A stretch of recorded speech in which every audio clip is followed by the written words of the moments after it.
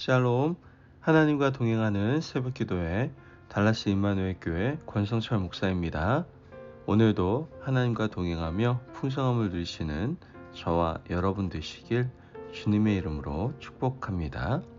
오늘 말씀은 시편 7편 1절에서 11절까지의 말씀입니다. 여호와 내 하나님이여, 주께 피하오니 나를 쫓는 모든 자에게서 나를 구하여 건지소서. 건져낼 자 없으면 저희가 사자같이 나를 찢고 뜯을까 하나이다. 여호와 내 하나님이여, 내가 이것을 행하였거나 내 손에 죄악이 있거나 화친한 자를 악으로 갚았거나 내 대적에게 무고히 빼앗았거든 원수로 나의 영혼을 쫓아 잡아 내 생명을 땅에 짓밟고 내 영광을 진토에 떨어뜨리게 하소서.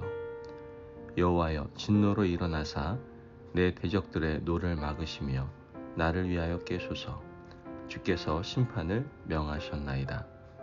민족들의 집회로 주를 두르게 하시고 그 위 높은 자리에 돌아오소서. 여호와께서 만민에게 심판을 행하시오니 여호와여, 나의 의와 내게 있는 성실함을 따라 나를 판단하소서. 악인의 악을 끊고 의인을 세우소서. 의로우신 하나님이 사람의 심장을 감찰하시나이다. 나의 방패는 마음이 정직한 자를 구원하시는 하나님께 있도다. 하나님은 의로우신 재판장이시며 매일 분노하시는 하나님이시로다. 아멘. 하나님의 말씀입니다. 여러분, 우리가 길고 긴 인생길을 살아가다 보면 별별 일을 다 겪게 됩니다.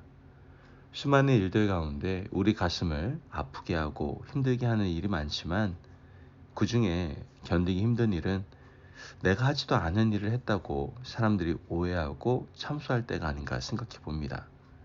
그때는 당혹감을 넘어서 좀 분노를 느끼기도 하죠.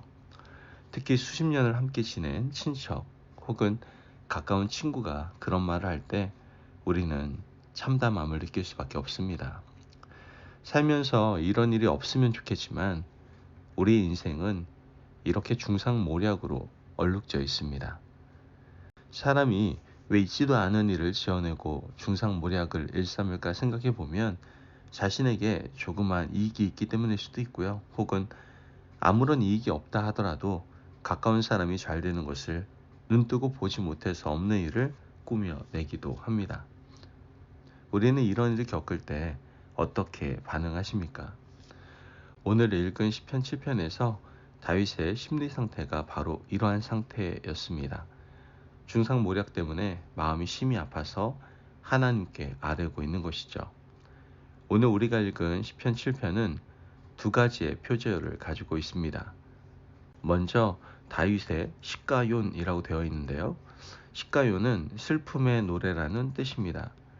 어려움을 겪고 나서 다윗의 마음이 너무 슬펐던 거예요.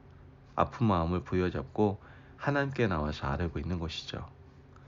두 번째 표제어를 보면 베냐민인 구시의 말에 따라 여호와께 드린 노래라고 되어 있습니다. 베냐민 사람 구시가 어떤 사람인지 구체적으로 누구인지에 대해서는 알 길이 없습니다. 사람들은 주장하기를 사무엘하 16장에서 다윗이 압살롬의 반란 때에 피난 가고 있을 때 나타나서 다윗에게 갖은 모욕을 일삼았던 베냐민 사람 시므이가 그가 아닌가라고 말을 합니다. 하지만 구시와 시므이라는 이름이 달라서 동일한 인물이 아닐 것이라고 말하는 사람들도 있죠. 그가 누구이든 이 사람은 베냐민 지파 사람입니다. 사울과 같은 집안 사람이라는 뜻입니다. 사울과 먼 친척벌 되는 베냐민 사람 구시가 다윗이 왕이 되고 사울의 집안이 망한 것에 양심을 품었습니다. 다윗이 왕이 되어서 자기 집안이 흥왕하지 못하게 되자 좋지 않은 감정을 가지고 있었던 사람이 다윗의 일생에 있지도 않은 일을 지어내어 막말을 일삼고 중상모략을 했던 것입니다. 그런 어려운 일을 겪고 나서 다윗이 하나님께 아뢰입니다. 다윗이 자신의 무너지는 마음을 아뢰고 있는데요. 베냐민 사람 구시가 다윗에게 어떤 말을 했는지 3절과 4절 말씀을 보면 여호와 내 하나님이여, 내가 이런 말을 행하였거나 내 손에 죄악이 있거나 화친한 자를 악으로 갚았거나 내 대적에게서 까닭없이 빼앗았거든. 3절에 내가 이런 말을 행하였거나 다윗은 이런 일을 구체적으로 설명을 합니다.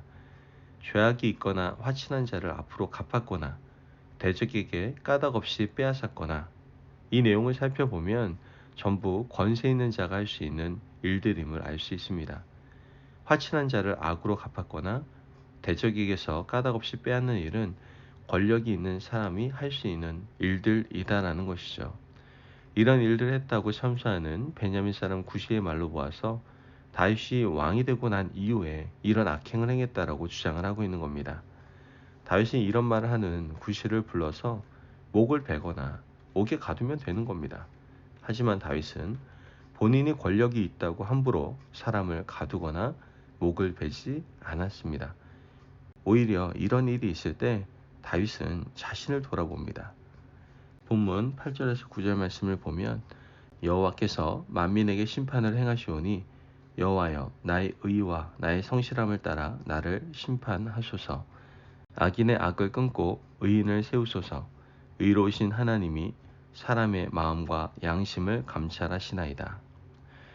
다윗이 8절과 9절을 통해서 표현하고 있는 것은 내 마음을 하나님께서 보신다는 고백입니다. 사람들이 자기에 대해서 이런 말을 하는 것을 들었을 때 다윗은 자신을 깊이 있게 살펴보았습니다. 정말 내가 이런 일이 없었는가? 내 손으로 악을 행한 일이 없었는가? 화친한 자를 원수로 갚은 일이 없었는가? 베냐민 사람 구시가 하는 말대로 나도 모르게 권력자의 위치에 있다고 해서 이런 악한 일을 행했던 적은 없었던가? 자신을 깊이 있게 하나하나 하나님의 저울 위에 올려놓고 살펴보았던 것이죠. 사실 권력을 가진 왕이 이렇게 하기 쉽지는 않습니다. 우리가 비슷한 일을 경험하면 발끈하지 않습니까? 나를 살펴보기 전에 듣자마자 격렬한 화를 쏟아냅니다. 내가 언제 그런 일을 했냐고 화를 내며 그 말을 한 사람을 찾아서 10배로 되갚아주는 일이 다반사죠. 하지만 다윗은 그렇게 하지 않았습니다. 오히려 자신을 깊이 있게 하나하나 살펴보았던 것이죠. 그가 하는 말을 곱씹어 보고 정말 그런 일을 한 적이 없는지 살펴보는 성숙한 사람의 모습을 다윗은 보여주고 있는 겁니다. 이것은 굉장히 중요한 태도예요. 힘이 있다고 해서 구시의 입을 막는 일도 하지 않았고 권력이 있다고 해서 악으로 갚지도 않았습니다. 사실 우리를 중심으로 떠도는 소문들 중에 절반 이상은요. 자신의 불찰로 인해서 일어난 일들일 가능성이 있습니다. 우리가 오해 살 일을 했기 때문이다라는 것이죠. 제3자 입장에서 돌아보면 나 자신의 잘못으로 인해서 일어난 일들이 많이 있을 수밖에 없다라는 거예요. 예를 들어 금전 문제가 반복되든지 이성 문제가 반복되든지 사람과의 관계 문제가 반복되면 그것은 내가 원인 제공을 했을 가능성이 높다는 것이죠. 문제가 나로 인해서 일어난 것임을 깨닫고 우리 자신을 돌아보아야 함에도 불구하고 사람들은 자신을 살피지 못합니다. 오히려 환경을 탓하고 주변 사람을 탓하게 되죠. 이것은 우리가 하나님 앞에서 회개하고 고쳐야 될 문제입니다. 어떤 문제가 일어나든지 먼저 자신을 살피는 태도가 중요합니다. 여러분, 내가 왕이든 장군이든 권력이 있는 자든 그렇지 않은 자든 어떤 문제가 생겨나면 하나님 앞에 잘못한 적이 없는지 먼저 자신을 살피는 다윗처럼 성숙한 사람이 되시기를 간절히 바랍니다. 말씀을 보면 다윗은 이 문제를 하나님의 심판대 앞으로 가지고 나오는 것을 보게 되는데요. 10절에서 11절 말씀을 보면 나의 방패는 마음이 정직한 자를 구원하시는 하나님께 있도다. 하나님은 의로우신 재판장이시며 매일 분노하시는 하나님이시로다. 말씀을 보면 하나님은 의로우신 재판장이라고 고백하고 있습니다. 하나님, 나를 살펴보았는데 문제가 없습니다. 그러나 저 사람이 저런 말을 하오니 의로우신 재판장이신 하나님께서 판결해 주십시오. 나의 숨겨진 죄가 있거나 내가 발견하지 못한 문제가 있으면 나를 벌하여 주시고 문제가 없는데 거짓을 말했다면 저 사람을 하나님께서 벌하여 주십시오. 다윗은 하나님께서 이 문제를 심판하여 주시기를 구하고 있는 것이죠. 오늘 다윗의 성숙한 태도가 우리의 모습이 되기를 간절히 바랍니다. 우리가 자신의 허물을 보지 못할 때가 많이 있지 않습니까? 이리 보고 저리 보아도 나는 아무 문제가 없어 보입니다. 그러나 깊이 숨겨진 내면의 죄가 있을 수 있습니다. 그때 하나님 앞에 당당히 가지고 나와야 하는 것이죠. 정말 나에게 문제가 있으면 깨닫게 해주시고 깨닫지 못하거든 하나님께서 심판하셔서 나를 벌하여 달라고 당당하게 말할 수 있을 정도로 우리를 섬세하게 살펴야 합니다. 그렇지 않으면 하나님은 거짓을 일삼는 자를 심판하실 것입니다. 여러분, 의로우신 하나님의 판결대 위에 이 문제를 올려놓는 지혜로운 백성들 되시기를 바랍니다. 다윗은 왕이었고 권력이 있었지만 자신이 판결하지 않았습니다. 하나님께서 판결해 달라고 가지고 나왔죠.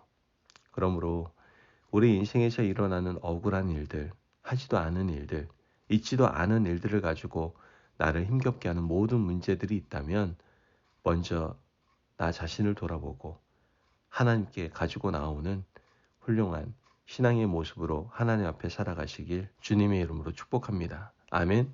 기도하겠습니다. 사랑이 많으신 하나님 감사합니다.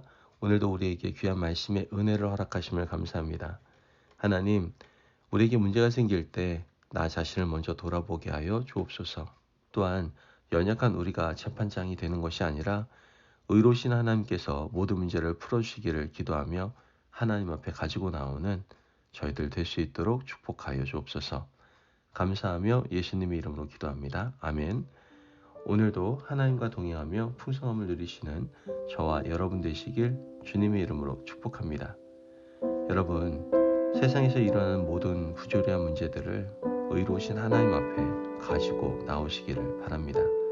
그때 선하신 우리 하나님 아버지께서 그 모든 문제를 해결해 주실 줄 믿습니다. 말씀 안에서 승리하십시오.